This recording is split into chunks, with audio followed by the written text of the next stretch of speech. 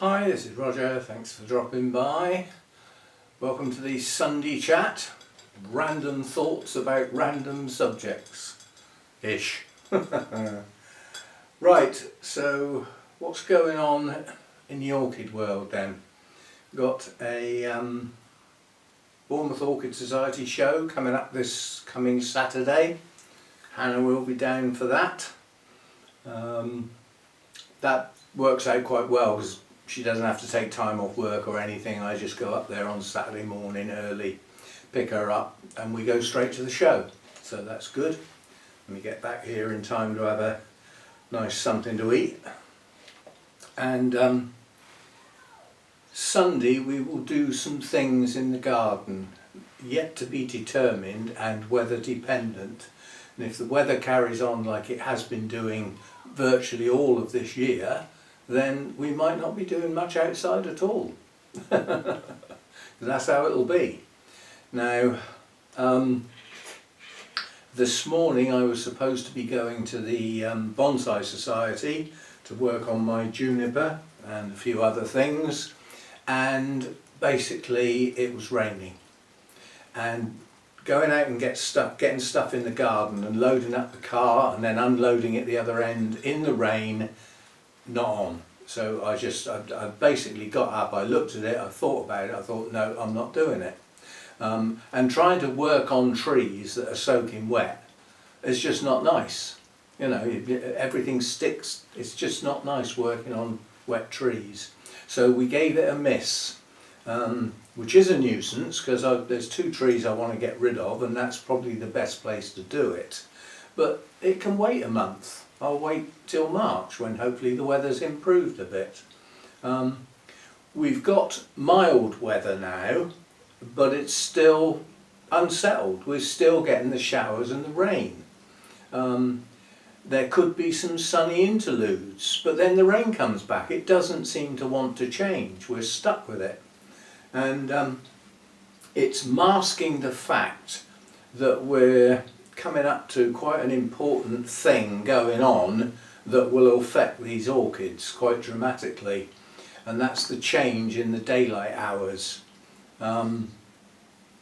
We're only a few seconds away from the maximum rate of change increasing the daylight hours, which is about 3 minutes 51 seconds. This is a day, yeah? We're at 3 minutes 44 or 45 seconds at the moment. As we go into March, we will get up to that maximum rate. It stays there for most of March. Then the rate starts to reduce down.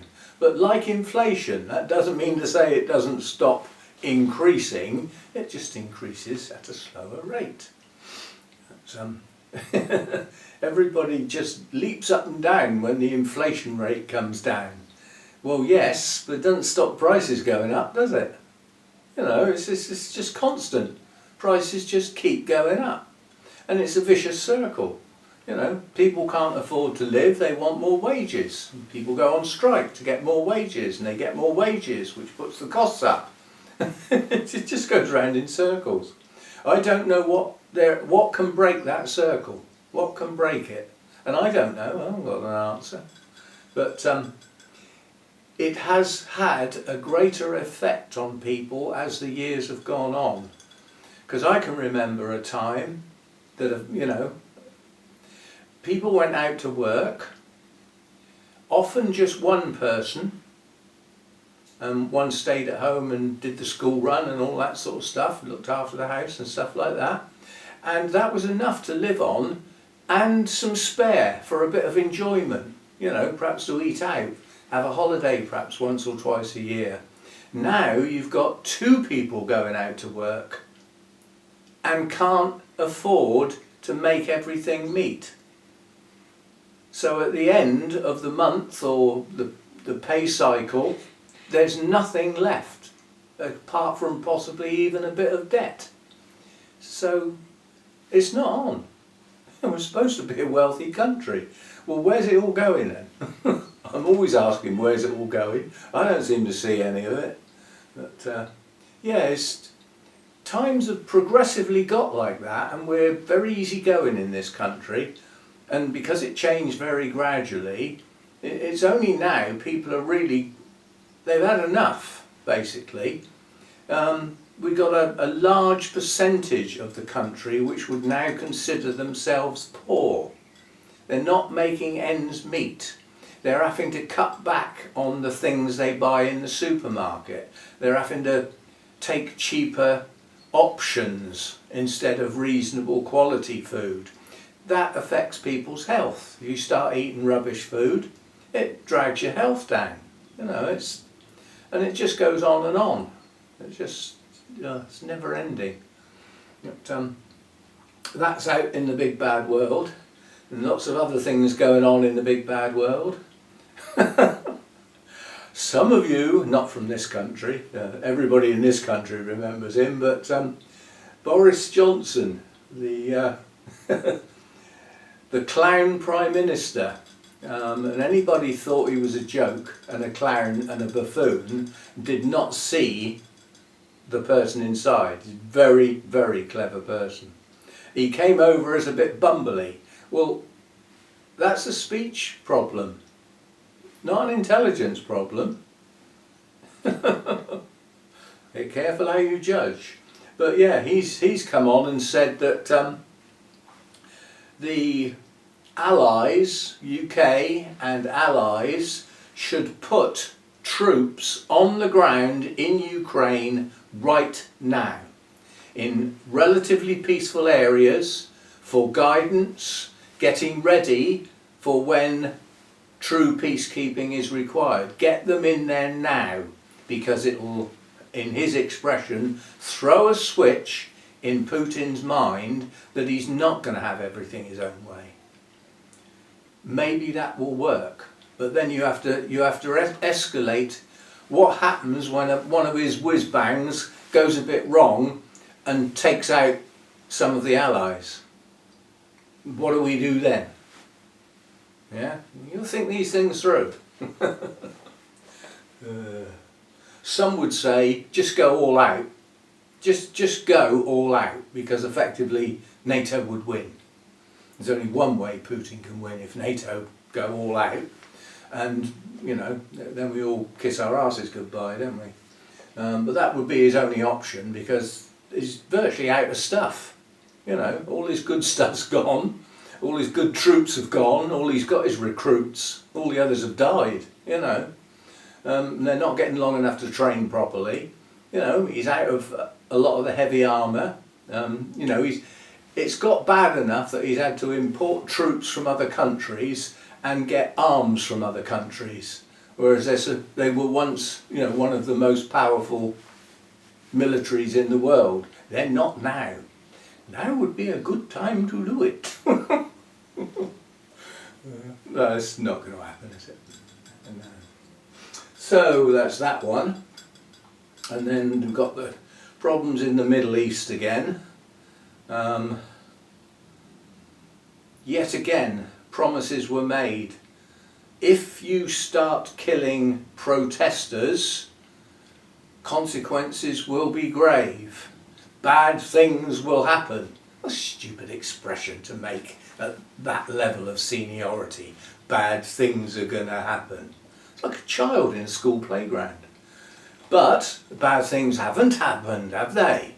Again, a lot of huffing and puffing and a lot of hardware floating around, but literally floating around, pun intended. But nothing's been done. And thousands were killed. Nothing's been done. It's all huff and puff, isn't it? All huff and puff. Still, those things are going to carry on. Now, last evening, afternoon and evening, we had a serious problem in the household. We've got Players' Championship snooker on. We've got the Winter Olympics on. There was something else going on as well. There were 3 things floating around. What was the other thing then? Winter Olympics, the snooker, oh, and the rugby. England playing Ireland. You got 3 sporting events at the same time. in a week or so's time there'll be nothing. Little bits of grass, tumbleweed. Yeah, it's all come at once. 37 plus syndrome. But the Winter Olympics will finish. I think the closing ceremony is tonight. So this is the last day of events as such. And that, quite honestly, that has been really interesting this year for some reason. I think a lot of it, there was a couple of comments that I sort of replied. I think that the enjoyment factor of the Winter Olympics this year has been made a lot better and greater by the use of the drone cameras. We've got views of things going on that we haven't had before. We've had the cameras on the wires, like on the ski slopes you've got this wire overhead and the camera goes whizzing down on a little motor. They're all in straight lines. Whereas with the drones, they can actually chase, and we've seen some fantastic views, especially with the things in the air, those youngsters chucking themselves up in the air on 2 planks of wood, or even worse, 1 plank of wood. And, the stunts that they get up to, we've had lots of different views and different angles and stuff this time round. It makes it more enjoyable. And once every 4 years, everybody in this country suddenly becomes a curling expert.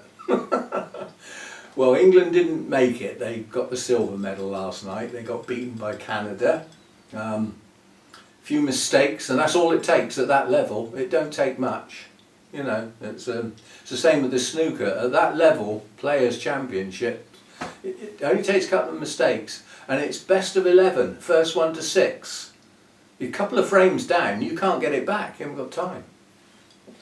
But it's a lot more enjoyable to watch because the match can be done in an afternoon or an evening. Some of the other tournaments, snooker tournaments, it's a best of 21 and things like that. Because it's the same 2 people playing all the time. It starts getting a bit tedious, especially with a couple of the players because of their style. You've got a couple of players whose style is to grind everything to a halt. They don't seem interested in potting balls and scoring. They seem to want to just slow things down and play safety all the time. And it starts winding the other player up, and the other player starts getting annoyed and then starts making mistakes. So it's a viable method of playing that's not very nice to watch. And if that truly is what's going on in that person's mind, it's not very sportsmanlike either, come to think of it. It's not very nice. So, that snooker tournament is, I'm not quite sure what's going on, because they keep showing a chart with lots more people on it that aren't playing in this tournament. But they're implying that their places on this chart is for the next tournament coming up. So I'm not quite sure what's going on there, but it means there's some more snooker coming anyway. And the Six Nations rugby goes on for a bit longer anyway. There's a game on again today. Who is it today? France are playing somebody. Can't remember who. Scotland played Wales yesterday.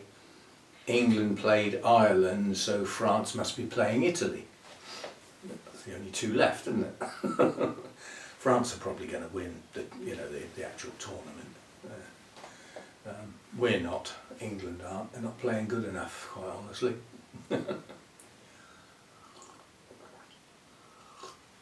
Right, so that's the sporty stuff done. And I treat a decent bit of sport. I don't mean the run-of-the-mill club football and stuff like that. That don't come on my telly. A little red light comes on, beep beep beep beep beep, shut down. No, not having none of that. But yeah, some of the athletics I like to watch. The rugby World Cup and Six Nations I like to watch. The snooker. Sometimes I watch the darts, but it depends where it's being played. Not who's playing. That can be interesting, whoever's playing. But where it's being played.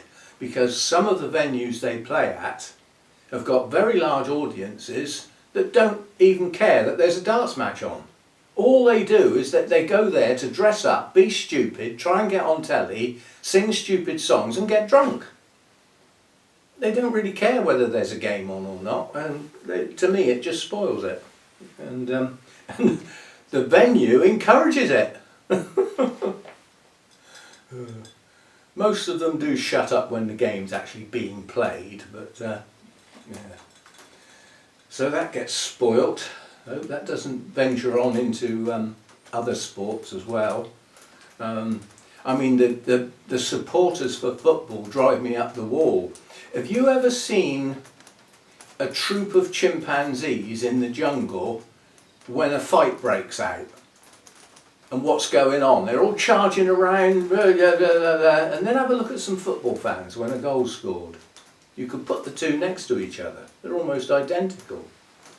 It's just a goal. You don't need to run round in circles and leap up in the air. You don't need to do all that. It's not necessary. It's inane. It really is. And most people are doing it because everybody around them is doing it. They're not doing it because it is really that exciting. They're just copying. And it's the same as the players. They're just as bad. Somebody scores a goal, they have to run to the corner, slide on their knees. I'd love to chuck some grit down. That'd slow them up a bit. And then they have a kiss and a cuddle. You all have to have a cuddle in the corner. What do they get up to in the showers? It's make you wonder, doesn't it? Yeah, so that's outside.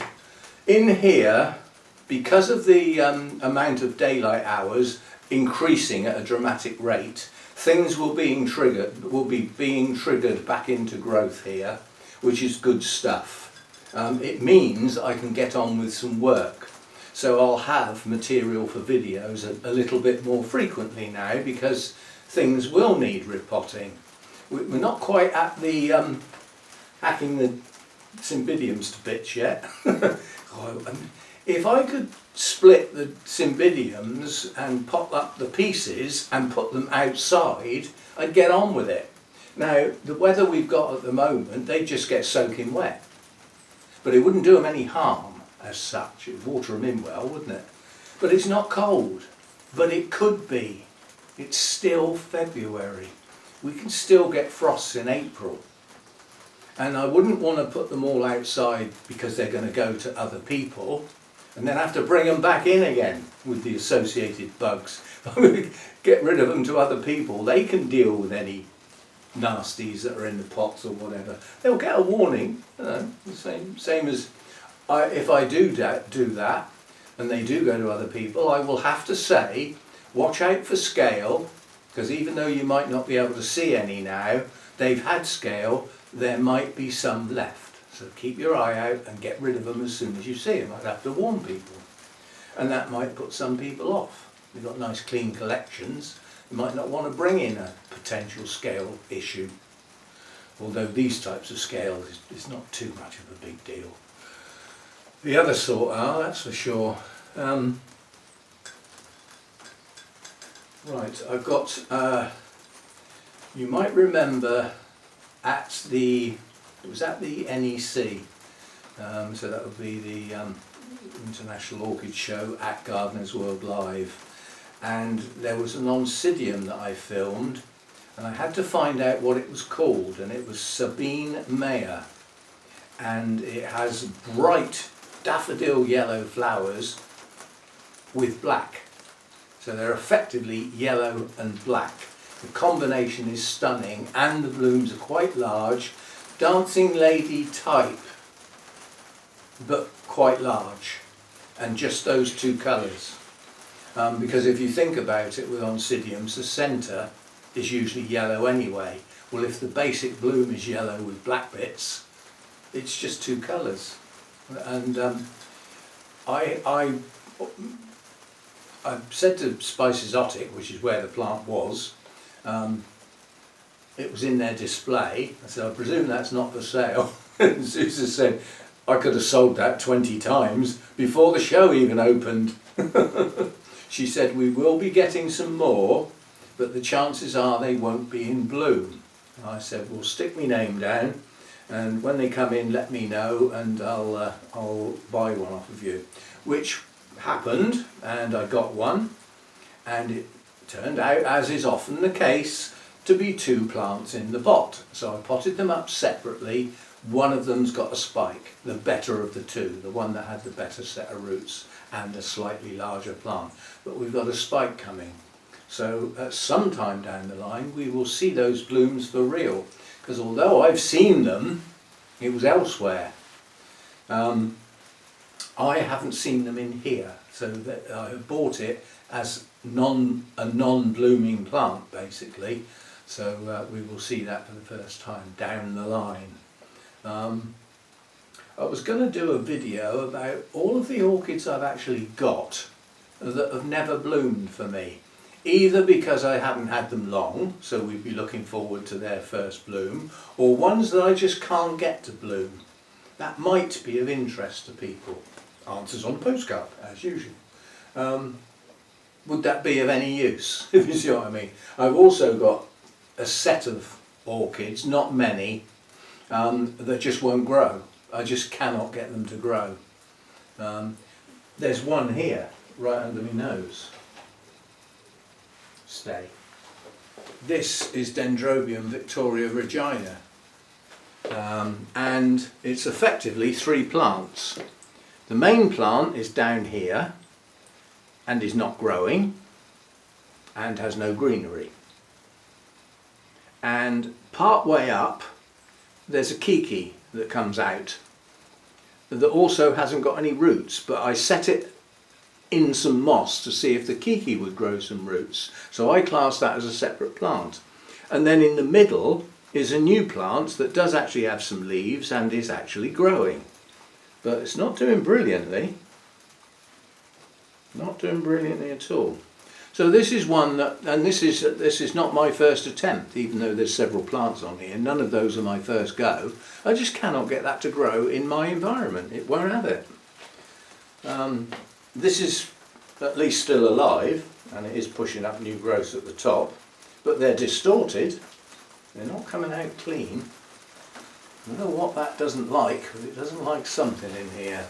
So we've got a list of those plants as well, ones that I just can't get to grow. Luckily not too many of them. Having things grow well but don't bloom, that's another story. So there's that to do.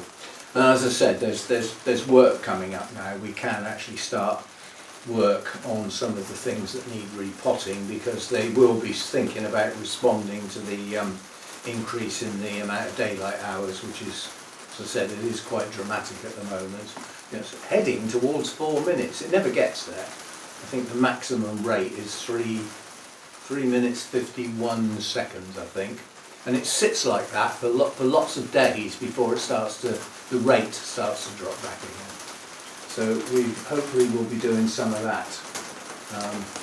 It's raining again now. It's just never ending. Never ending. You can say there's a lot of parts of the UK, including here, where it has rained every day this year so far. Work out how many days that is. It's either 30 or 31 in January, and wherever we are now, 20, 21 days of February. It's rained all of those days. If I was that way inclined, I would think it's biblical. 40 days and 40 nights, cobblers. No, it's just the jet stream stuff. That's all it is. But, yeah, so whether or not, and that's the other thing you see. Although we've got the maximum rate of daylight hours change going on at the moment, it's not having the effect it ought to have because of the weather. Because it's constantly cloudy and dull, as opposed to bright sunny days, it's not having the effect it should have. So it's delaying the start of my growing season effectively. So it's not just weather out there, it affects in here as well. So that's that.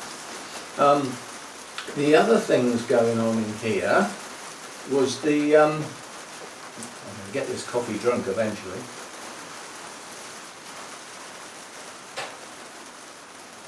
Was the Pleione Zeus. and the failed flower spike. Now, as you can see, this one's starting to open now. This one's not far off, and there are more buds following on.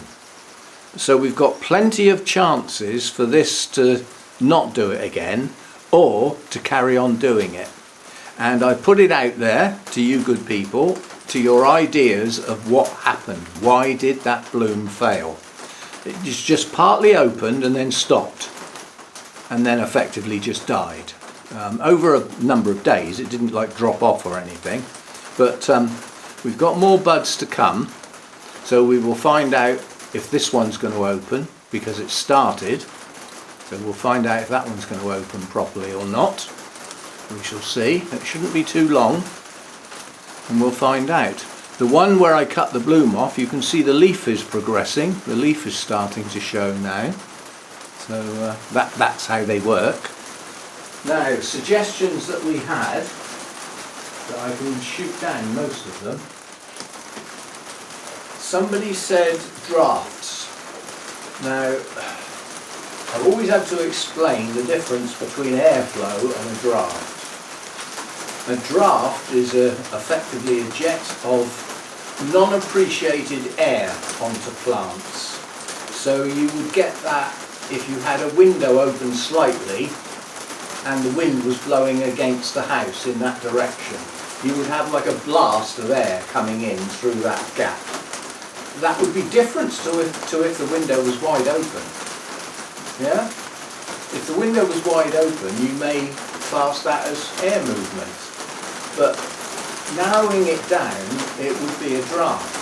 And it would really be a draft if the temperature of the two lots of air were very different. Because that really is part of the thing that a draft is.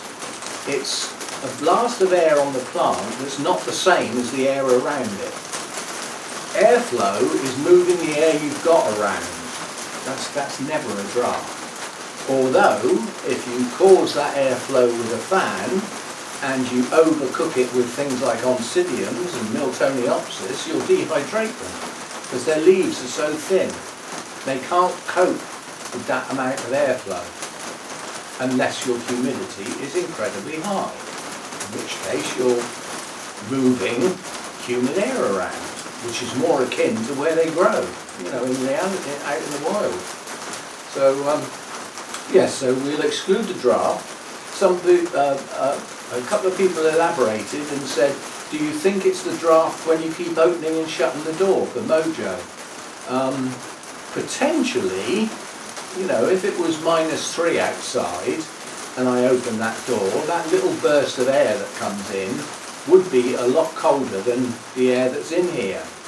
But when you've got temperatures like that, you've got no wind. It's still air. So when I open the door, we're not getting a blast of air coming in, we're getting a trickle of cooler air. So it's more like an air change than a draft. So I've excluded that. Some said lack of water, too dry. Well, the air could be too dry, I haven't excluded that. But the bulbs themselves don't need water at this stage. To produce the spike, the buds and the flowers, all of that energy comes from inside the bulb. There aren't any roots at this point. They don't grow roots yet. So if they had water, there aren't any roots to get at it.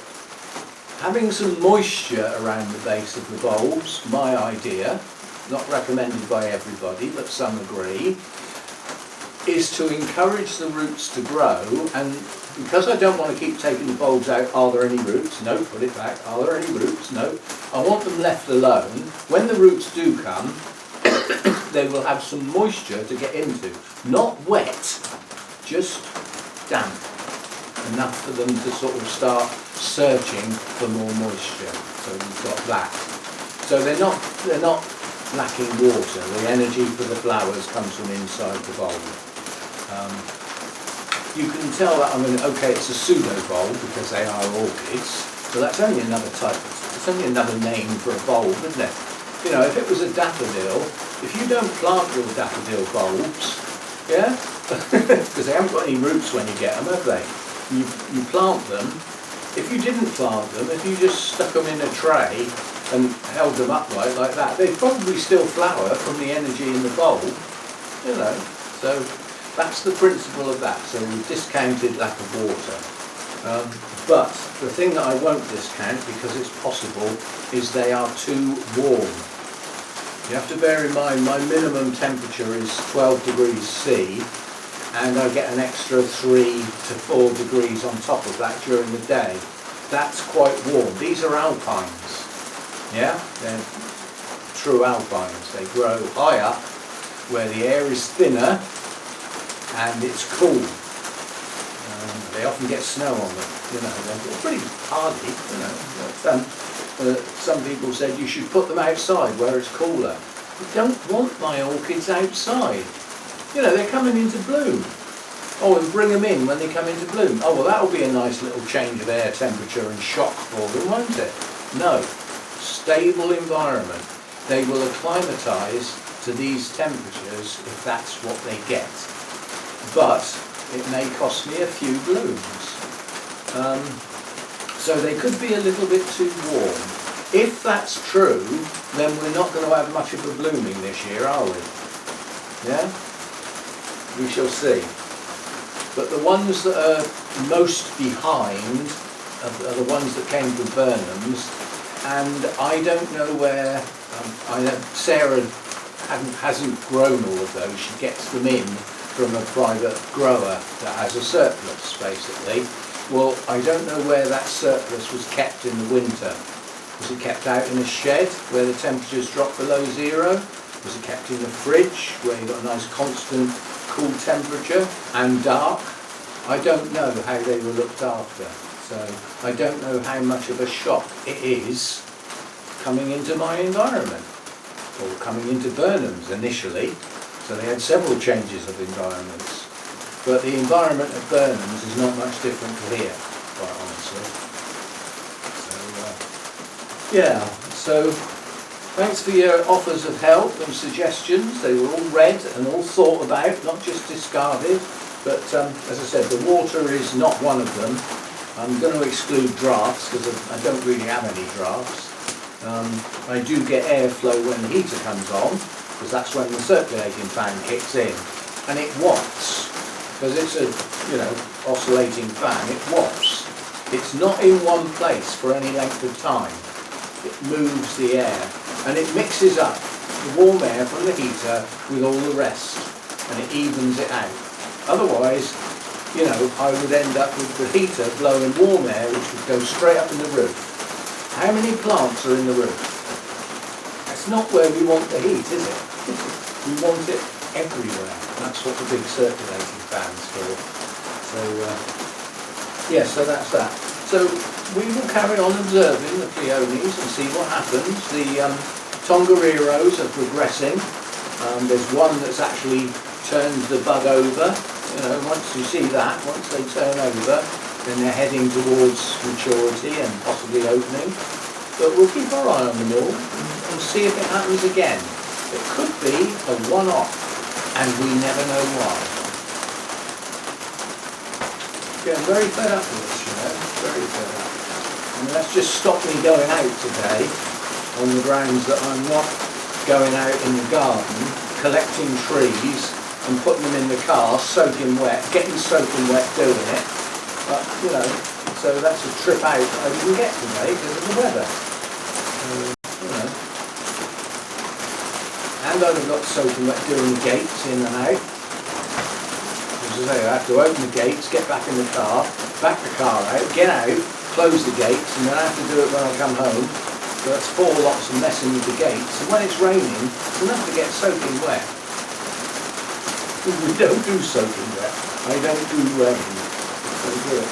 Mojo doesn't like it, but he sort of puts up with it. It's funny, he goes out, he sticks his nose out the door, and he sort of looks round at me as if to say, are you kidding?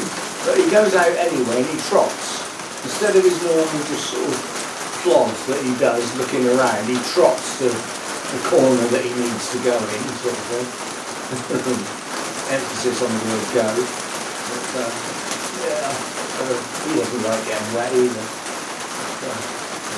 That's splitting my eye all morning. I just can't get it out. Probably an eyelash or something stupid.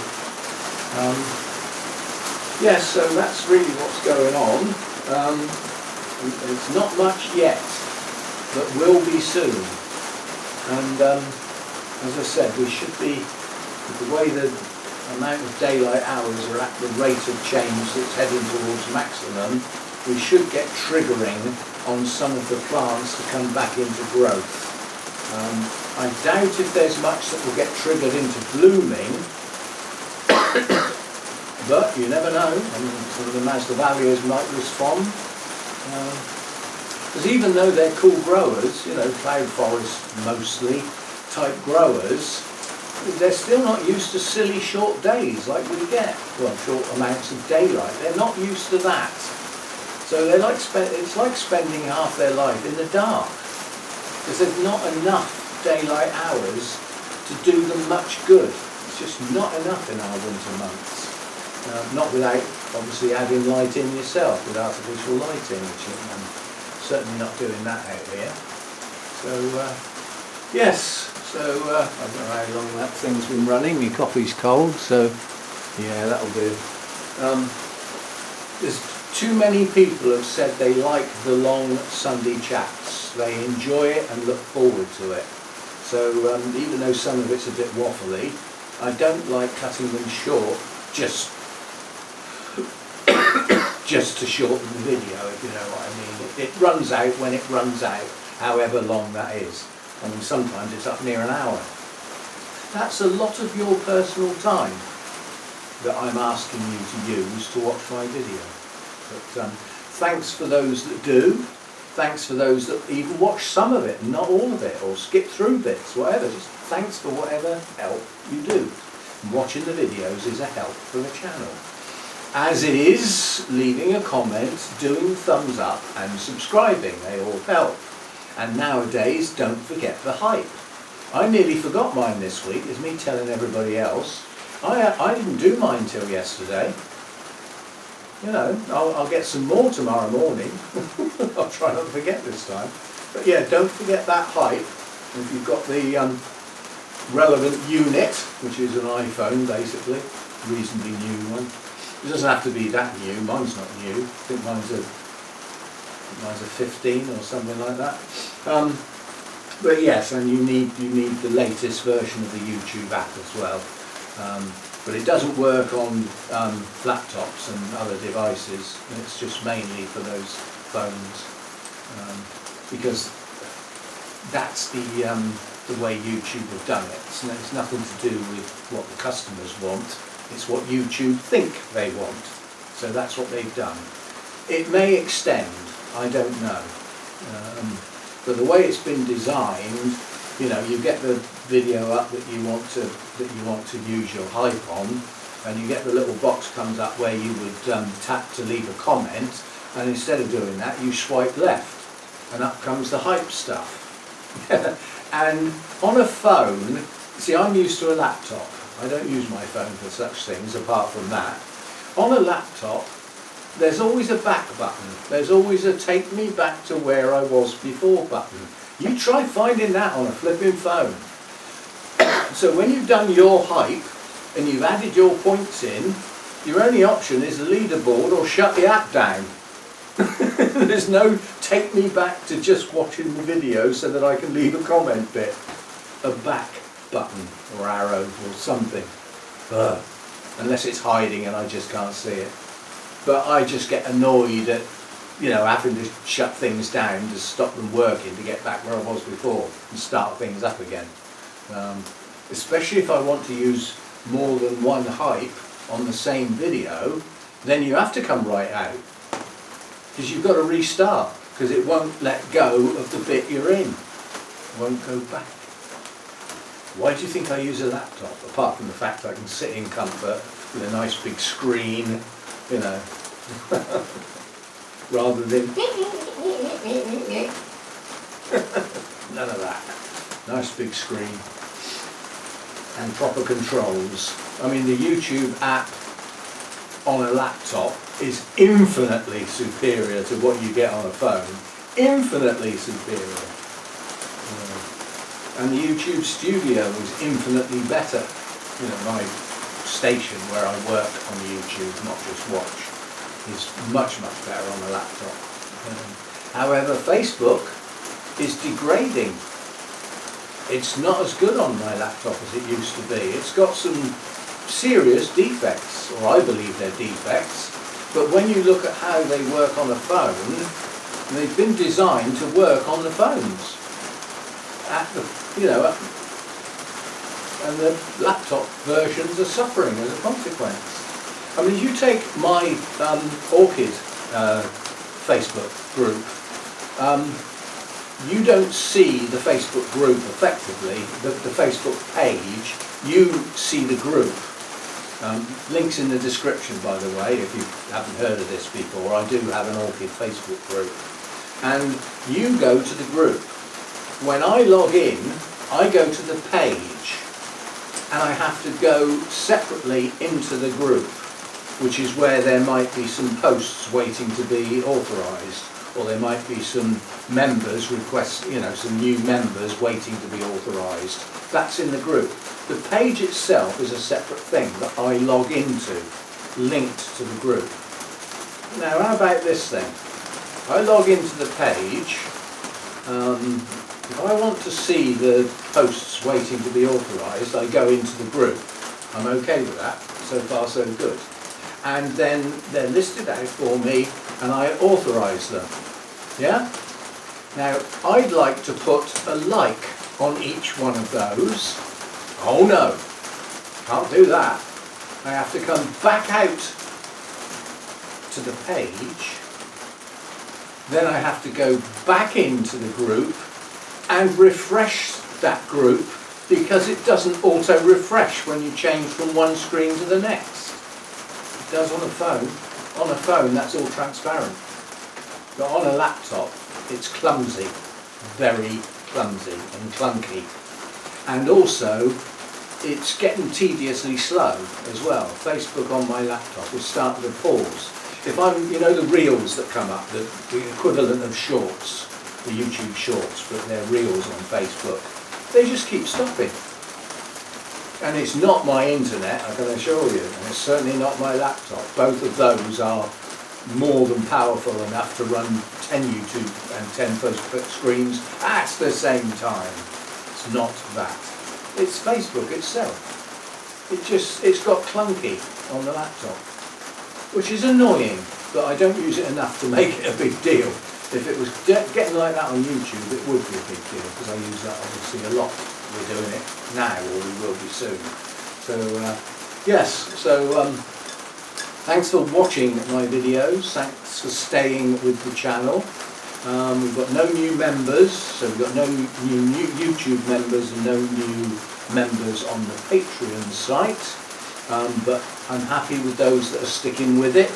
Those are financial contributions to the channel to help support kit, plants, travel to shows like the one coming up, although that one's just up the road, but hopefully we might see some orchids we like and come home with some new orchids. That's all dipping into the pot that the memberships contribute to. So thanks for staying with the memberships, that's good. Again, the Patreon, link to the Patreon site and YouTube membership is in the description. All these links are there, including the one I always forget, the Buy Me a Coffee. The link for that's there. That's a funny bit of software, because it's the way I use it, it's for a one-off donation for something special, like contributing to some new orchids if I'm visiting a show and you'd like to help to get some new orchids, or a video that I've made that was particularly useful to you. And it's like a tip, you go out for a meal, have a nice meal and everything, and service has been good, nice atmosphere and everything, people are not chucking food over your shoulder and all that sort of stuff, and spilling drinks everywhere, and you want to leave a tip. Well, that's what the Buy Me a Coffee is for. It's for one-offs. not the regular stuff. The regular stuff is the membership stuff. And thanks for all those who do it. And don't forget for YouTube to work, the contributors to get some funds for their efforts, because without their efforts there would be no YouTube. You need contributors, or there's nothing to watch, is there? Mind you, there's a hell of a backlog, isn't there? But yes, some of the adverts need to be watched. That's how the money changes hands. So don't forget to watch some of the adverts if you can. If they're long ones, skip out of them after whatever it is, a short while. If you can't skip out of them, then you're sort of stuck with it. You've either got to abandon watching that video, or you stick with it. Thanks for sticking with it if you do. So yeah, that's about it for today.